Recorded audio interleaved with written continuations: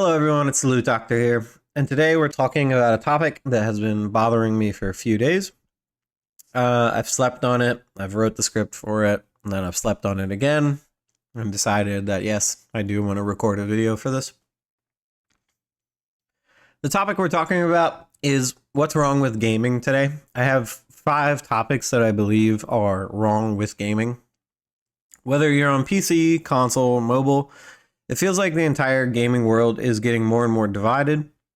I'm not here to pick sides, but let's all explore the things that are haunting gaming today. From toxic behaviors to corporate greed, let's talk about it. No bias, no agendas, just the facts. Let's start with an intro for me. I'll put a timestamp in the description, and you can skip this part if you don't care about who I am. But if you do care about who I am, I'll give you guys some context, so maybe you can understand why I have the opinions that I have. I'm the Loot Doctor. Now, you might be wondering, what does that name mean? Well, I've always loved looter shooters more than any genre of video games, and if you're a fan of the genre, you've probably heard about the joke, to pray to RNGesus. Well, I'm not one for religion, so one day I made a metaphorical joke asking a doctor to prescribe me some good RNG. And turns out that that position was vacant, so I decided to take upon the mantle myself. And that's it. That's how the Loot Doctor was born. But who am I, really? I'm just a guy. I grew up in Philadelphia in a tough neighborhood. I'm not going to try and make it sound like I started from the bottom, but let's just say that my family wasn't exactly swimming in generational wealth. I've had a good amount of hardship, and growing up I never really felt comfortable in my own skin. I've experienced direct racism because of my skin color, and I've never let it define me. And I've never held grudges on those who did that to me. Right around middle school to high school, while I was growing up, I went through a phase where, I'll be honest, I think I wanted to be a girl. I grew up my hair really long, and I was really envious of the other gender. But some things changed for me around high school. I was frustrated, or after high school. I was frustrated with my environment because Philadelphia's got this weird vibe where people just kind of get stuck in this cycle of not wanting to do anything with their lives. It's like everyone wants to work a dead-end job, smoke weed, and, do nothing. That's all they want to do. And I hated that mentality. They never strived for anything more out of life. So I made a decision when I finished high school. I walked into the Marine Corps recruiting office and told the recruiter to give me the papers, show me where to sign. He didn't need to sell me anything. He didn't need to convince me. My mind was already made up. And then I went to the nearest barbershop, tied my hair up on both ends, cut it all off in one fell swoop, and then donated it because, hey, that hair was healthy, and I hope that it's out there somewhere helping someone feel better about their life. Joining the Marine Corps changed a lot for me. I had discovered something that I hadn't known before, which was my masculinity. I know that might sound cheesy, but for the first time, I was really proud of who I was in my body, in my own skin. That old envy that I had for the other gender faded away. And I discovered, but I also came to terms with the fact that I'm bisexual. I'm not really going to go further into detail of that. It's just I'm bisexual. But that's where we are today. I'm the Loot Doctor. I've explained that. I'm a veteran, a bisexual, and a strong and confident man. But that's it. So let's get into the first topic. Extremism in gaming communities. Let's dive into it. Whether you're on one side of the fence of this or the other side of the fence of this, I think that both sides of the fence are wrong, and I believe that standing your ground firm in the center of this conversation is the best place that you can be. What are the two sides of this story? Well, DEI agendas and racism, or sexism, or homophobia, regardless, all 3 of them. Let's dive into it. DEI, if you don't know, is diversity, equity, and inclusion. And why it's become such a big topic in the gaming world, I honestly don't know. I feel like I woke up one day and we just had a word for this, as if we just randomly slapped a definition onto this word. And it was for something that to me just felt so obvious and like brain dead. I don't know. And now we have job titles, departments, and movements dedicated to it. And while I get the importance, it just feels odd because for me, diversity in games was never really an issue. It didn't feel like it needed to be reinforced or reasserted. It was natural. It never felt like, why is this character that race or this gender or this sexuality? It didn't matter. Let's take Halo Reach for an example. You've got the Noble team. There's 6 members, each member of a different race, a different gender, or a different background, and they're all critical to the story. There's Carter, the leader, Kat, the brilliant strategist, or George, the heavy weapon specialist. All with well-developed backstories and their own lore. Back then, no one questioned the team's diversity, and honestly, I never even thought about it. It just worked.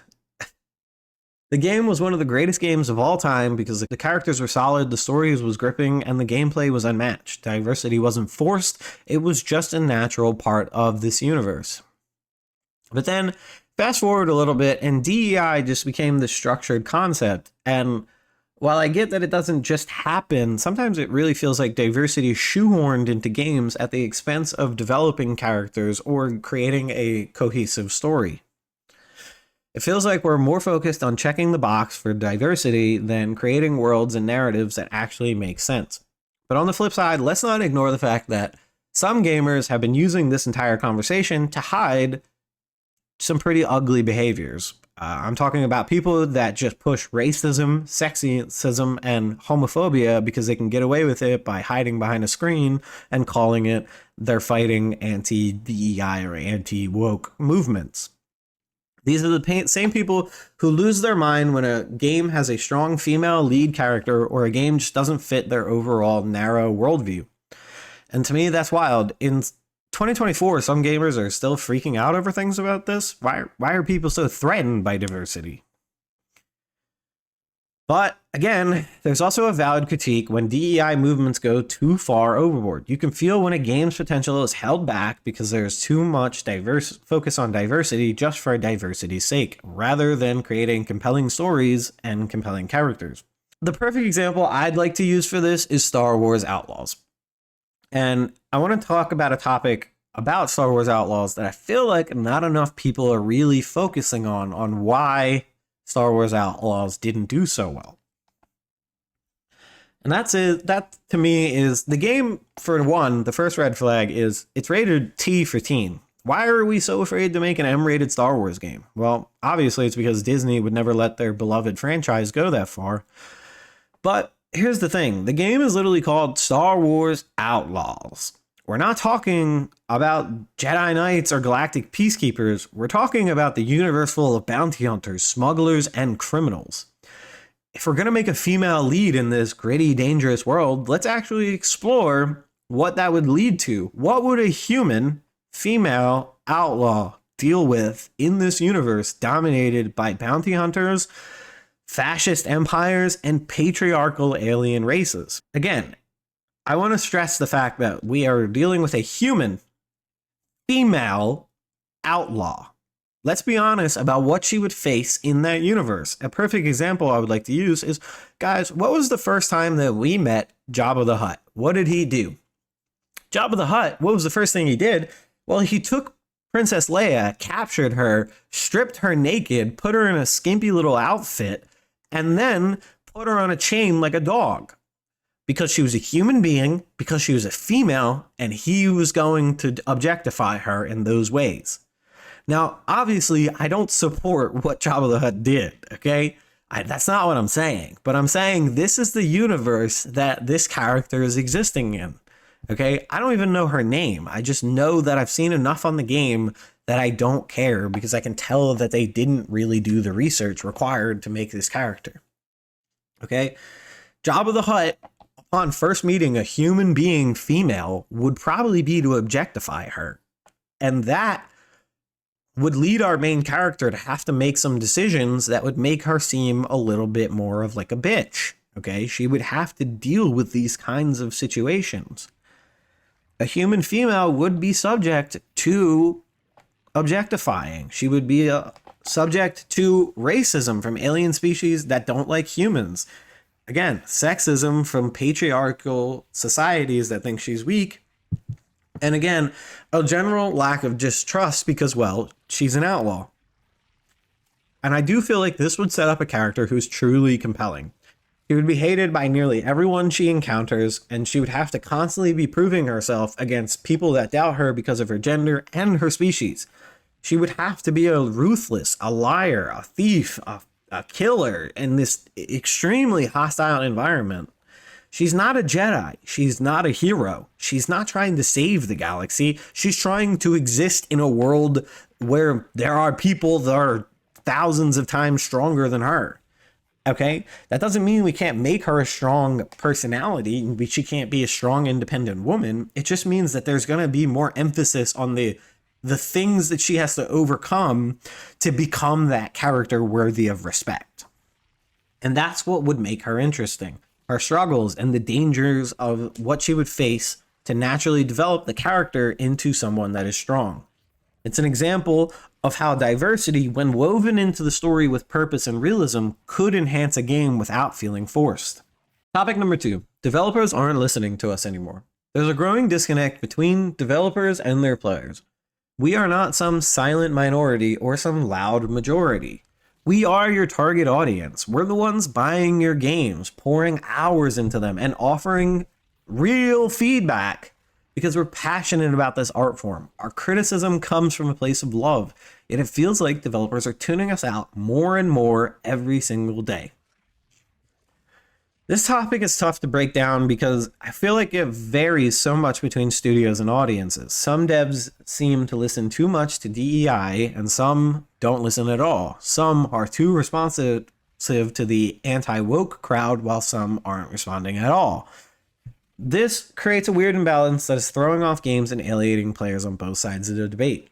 And I do feel like for each developer, you need to understand who your core audience is. As a perfect example, let's take Space Marine 2. Its target audience is clear. It's dude bros who want to just unleash hell, tear through enemies, and enjoy the blood-soaked chaos of battle. The game doesn't offer you gender customization. The game doesn't focus on transition scars. It doesn't even let you customize your character's face. And guess what? It hit the mark. The audience loved it because they knew exactly who their audience was and who they were catering to. But here's the problem. In an effort to reach new audiences through DEI initiatives, a lot of developers are losing touch with their core audiences. It feels like a balancing scale. When you take too much from one side and overload the other, you'll lose the balance overall. There has to be a way to appeal to both sides of the argument, but many seem to be losing that sweet spot. Guys, I'm not a developer. I'm simply a guy who's currently studying video game business and design. So I can't tell you exactly how to fix this, but I can tell you what I'm seeing and feeling in the gaming space right now. Developers are just simply pouring their efforts into the wrong areas, which makes other problems in their games even more glaring. I want to cycle back to Star Wars Outlaws for a moment. Beyond the story issues that we already kind of talked about earlier, the game is just a buggy mess with broken AI and laughable difficulties. The stormtroopers in the game can't even hit the broadside of a barn 5 inches away from them, which I get is very on brand for stormtroopers in Star Wars, but in a video game, it's ridiculous. If I put the game on max level difficulty, I want to be able to get shot and die pretty much instantly because the stormtroopers are insanely accurate. The real question is where did the resources go? It clearly wasn't spent on the story or the gameplay because both feel lacking. It just feels like too much attention were given to things that don't enhance the core experience and not enough to make the game actually fun or engaging. I'd like to talk about another topic. There's Concord, which I know plenty of people have beaten Concord into the dirt, and we're all sick about hearing about Concord, but I still want to put my 2 cents in. I don't think the game was a graphical disaster, nor was it a gameplay disaster. I think overall the game played good because I did play it, and graphically the game was pretty beautiful. But it's very clear that they went all in and diversifying the roster of heroes without thinking about how it would affect the gameplay overall.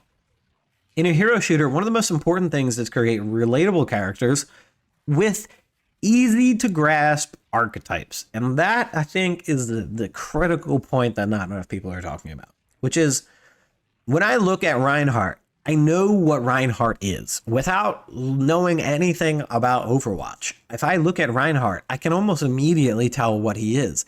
He's a big dude in armor with a big hammer. He's clearly some kind of tank. And the moment he puts up that barricade, oh yeah, I totally know what he is. He's a tank, 100%. He's a protect the team kind of archetype. The moment you look at Tracer, you kind of already know what she is. She's obviously a little speedster with her dual pistols, and she runs around and annoys enemies like a gnat. When you look at Mercy, it's pretty easy to tell what Mercy is. She's very clearly some kind of protector or angel, and obviously that kind of leads to the idea of she's a healer. But when it comes to Concord, there's so many characters in the game where I'm just like, I don't know what you were supposed to be. I don't know who you were designed for, because not a single person I know is interested in playing you. And that's important. Players need to see themselves in these characters, or at least want to be able to play them. But with Concord, they went so far with diversity that they ended up alienating all of their players. And what's worse, some of these characters come off as borderline racism or stereotypes. There's an example of a black female character who is dressed in Afro like jazz attire, but she's wearing Jordans, and one of her major abilities is she runs fast. Instead of feeling authentic or empowering, this character seems to be like an oversimplified trope that doesn't do any justice or depth to the complexity of people's identities. It just feels like they were trying so hard with diversity that they ended up characters that are both unrelatable and in some cases extremely offensive. At the end of the day, what's happening is simple. Developers are losing touch with the people who actually play their game, and they're trying to chase down these new audiences to fit into certain narratives, but they're forgetting the fundamentals of what makes game design. Solid mechanics, engaging stories, and characters that people can actually connect with. DEI has its place, right? Diversity, equity, and inclusion has its place, but it should not overshadow what makes the games good. The key is finding a balance, a way to diversify your cast without losing sight of your target audience or the essentials of the game that you're trying to create. And right now, it feels like all the devs just have the wrong priorities and the cracks are all showing. Topic number 3, gaming media. Games media, games journalism, and YouTubers who all follow the trend. At some point, the whole landscape of game reviews and media overall just kind of went to shit. I can't pinpoint the day it exactly happened, but one day I kind of just stopped and asked myself, why the fuck is everything a 7 out of 10? Think about it. When was the last time that you really looked at a game, saw that 7, and actually agreed with it? And I'm not talking about average games. I'm talking about where you truly looked at the review and it actually broke down the game fairly and honestly. And we've hit a point where the entire system is broken. And here's why. Access journalism. Wow, a new word that I just feel like came out of nowhere and just existed. Just like DEI, access journalism, and there's going to be one more term later where I just feel like these words were just invented and I hate them. Access journalism. It took me a long time to see this for what it was, but once I did, it feels like there was a light that went off. These reviewers, these journalists are scared to give bad reviews and scared to offer real critiques. Why? Because they're terrified of losing their perks, their early access, their exclusive leaks, their insider scoops. They don't want to bite the hand that feeds them, so they sugarcoat everything to keep their privileges. Hey, I'd even go as far to say that some of them might be on the payroll of game developers. And I'm not talking about just free games or game codes. I'm talking about developers actually paying reviewers to give them good reviews. But let's take a step back and really think about why this matters. We've reached a point where criticism, actual constructive criticism, has become a lost art. When I was in the Marine Corps, one of the first things I learned is how to separate someone screaming in my face from the useful information that they were actually trying to give me. You need to be able to take that feedback and turn it into something that makes you better. But now it feels like no one can even handle the smallest critique, and that's bled into gaming journalism. These so-called reviewers aren't helping us anymore, the gamers. They're not giving real feedback to the devs, and they're not being honest with the audience either. And we, as consumers, are stuck shifting through all the bullshit to try and figure out if a game is even worth our time. I recently watched a video where an ex-IGN employee broke down this accursed 7 out of 10 phenomenon. While their explanation made sense from their perspective, it only confirmed how messed up the entire system is. IGN's scale, for example, is completely out of whack. They're forced to review everything that comes out. That means if I woke up tomorrow, scratched my balls, and decided to put 3 pixels on a screen and put it on Steam, guess what? IGN has to review that, which means they're clearly going to give it a 1 out of 10.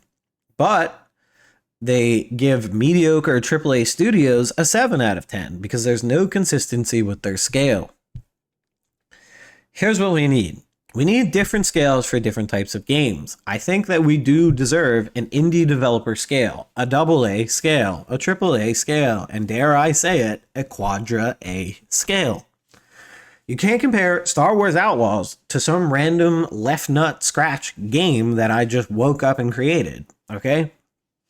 That's not a fair comparison. It's not fair to compare developers that have millions of dollars versus me waking up and putting something together in 5 minutes. They're not on the same scale. They shouldn't be on the same scale. You know what is a fair scale? Comparing Elden Ring to Star Wars Outlaws. Those are both AAA studio games, and they both are on the same scale. And when we compare those two, we have very different conversations. We have Star Wars Outlaws that's currently rated as a 7 out of 10, but if we compare it to Elden Ring, who's clearly a 9.5 out of 10, we're going to dock Star Wars Outlaws a lot of points, probably all the way down to like a 4 out of 10. And that's the problem. Developers or reviewers don't have the balls to say these things. They don't have the balls to create scales that actually make sense. And we, as gamers, have to constantly sift through all of these 7 out of 10s to figure out which ones are actually worthy of 7 out of 10s. Topic number 4, microtransactions and corporate greed. I understand that every game at its core is one thing, a way to make money. And I get that. It's a fact of life. Developers have bills to pay, families to feed, and lights to keep on. But why did it go so far? At what point did we stop talking about how a lot of developers have fallen in love with the idea of just taking advantage of people who are not responsible with their money? We've crossed into this world where everything is a cash grab. Nothing is given to the community in good faith anymore. Do you remember back when we could just get a cool reward for completing some kind of weekly quest? That feels like a fantasy now. Everything has to have a price tag slapped on. You can almost hear the devs scheming in the background. Hold that content back for the next battle pass. Wait for the next event. We can monetize this better. Giving something to the community for fun or for free? Nah, that's just wishful thinking at this point. It's all about catering to a certain group. Whales. Yep. Another term that I feel like just got invented at some point to describe a group of people who are willing to drop insane amounts of money on a game, and they're just happy to keep throwing money at these developers for overpriced skins, loot boxes, power-ups, everything. These players will throw thousands of dollars at a fucking company just to feel special, to get that edge, to show off their collection. Now, full transparency, for one developer in specific, I have been a whale, all right? But even I have hit a breaking point. We're not talking about spending a few $100s anymore. We're in the end game. We're spending thousands of dollars at this point. What was my breaking point? For me, it was League of Legends, a game that I've played for over 20 years, and I have well over 2,000 skins in that game.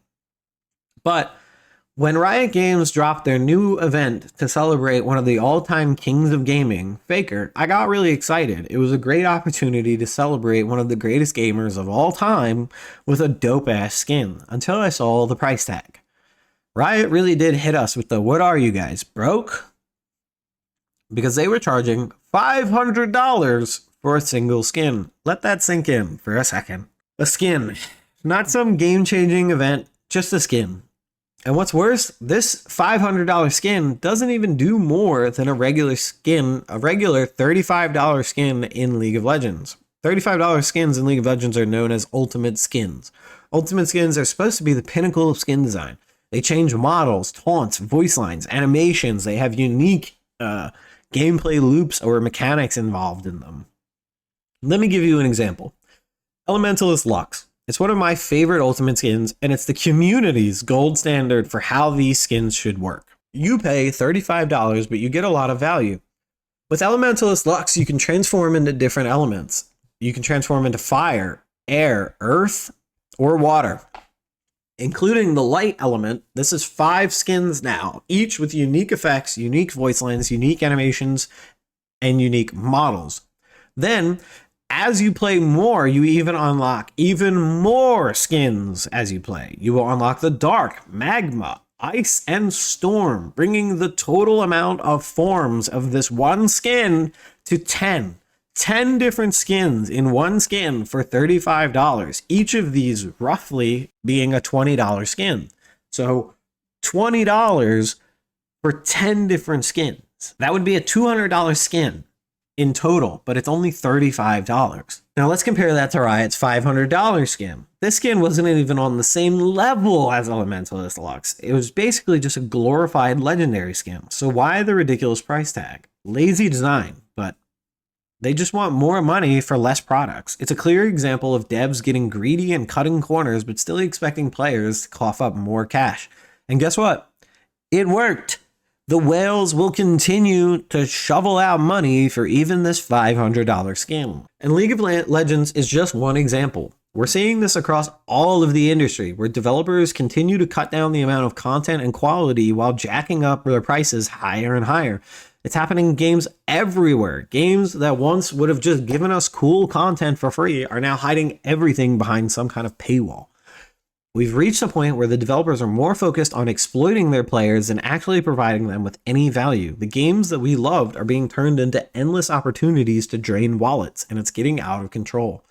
When a skin costs more than one brand new game, no, 5, 10 brand new games, we have hit a serious problem where we need to have a conversation about what is going on. Because right now, it's getting exhausting.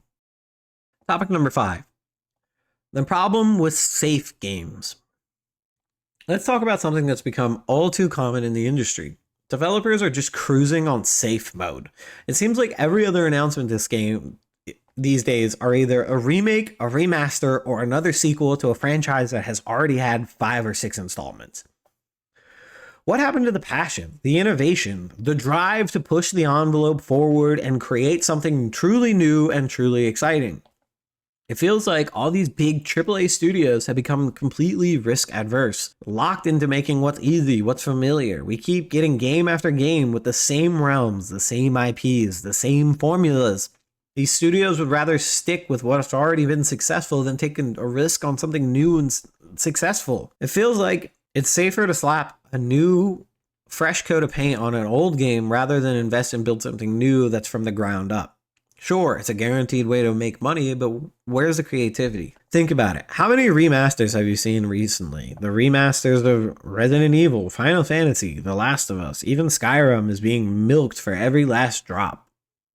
It feels like the gaming industry is stuck in this endless loop of remember when nostalgia trips, recycling old content that worked for 10 or 20 years ago. And yeah, those games were great in their time, but we've already played them. How many times do we need to revisit these same worlds? When's the next big thing? The game that doesn't stick to the beaten path, the game that actually changes the way we think about open world, storytelling, gameplay mechanics. It just feels like these AAA studios are afraid to innovate because it means taking a risk. And risk means failure, and failure is bad for their shareholders. What's worse is that even when new IPs do get greenlit, they're often watered down to be as safe as possible. They want to appeal to the broadest audience, but so we end up with games that have no real identity, no risks taken, and nothing that stands out. Gameplay is just safe at every turn. They're just fine games. They're not bad, but they're not good. And that's the problem, because fine doesn't push the industry forwards. Meanwhile, it's the indie games that are absolutely carrying the torch of innovation. These smaller studios and developers that don't have the same kind of money or resources as the big guys, but they do have one thing. They've got passion, and it shows. Games like Hades, Celeste, Hollow Knight, all of these are redefining genres. introducing bold ideas and pushing storytelling in ways that AAA studios can't even try and replicate anymore. Indie developers are the ones taking risks, and they're being rewarded with critical acclaim and dedicated fan bases. It's ironic, isn't it, that the biggest leaps in the industry are coming from the smallest teams. And it's not just gameplay mechanics or visuals, even in the terms of stories. Just many major games are playing it safe. We just keep getting the same type of heroes, the same predictable plot lines, the same overdone tropes. Where are the stories that take on bold narratives? Where are the games that challenge us to think differently? Again, it's not that I don't love some of these large franchises. I do, but there's a reason that we all remember the first time we played Dark Souls or the first time we jumped into The Legend of Zelda. These games were different. They dared to challenge players. They dared to be bold, explore new ideas. That's what's missing now from so many games. We need developers to stop playing it safe. We need them to stop relying on remakes and remasters to fill their release schedules. We need them to stop being so afraid of failure that they've forgotten how to succeed. The gaming industry thrives when there's passion, creativity, and willingness to take risks. It's time for the big studios to step up. Stop coasting on the past of previous successes. Stop being afraid of failure and start taking real risks again. The potential of greatness is still out there, but it won't be realized until developers are ready to push the boundaries again with fresh ideas, bold designs, and new worlds to explore, not just more of the same. So that's it. That's what's wrong with gaming right now, at least in my eyes. Those 5 major topics of toxic communities, out-of-touch developers, untrustworthy media, and corporate greed are all weighing down the industry. But here's the thing. None of these problems are permanent. Gamers, we have more power than you realize. By speaking up, supporting the right developers, and sharing the right content, we can start to move the needle and pave the industry back into the better direction than it once was. Gaming has always been my favorite pastime, and it's something that we all love deep down. It's a way to tell new stories, challenge our minds, and create many memories that we'll never forget. And it can still be that, but only if we continue to demand better from our developers. Thanks for watching, and as always, remember, today's prescription is good RNG.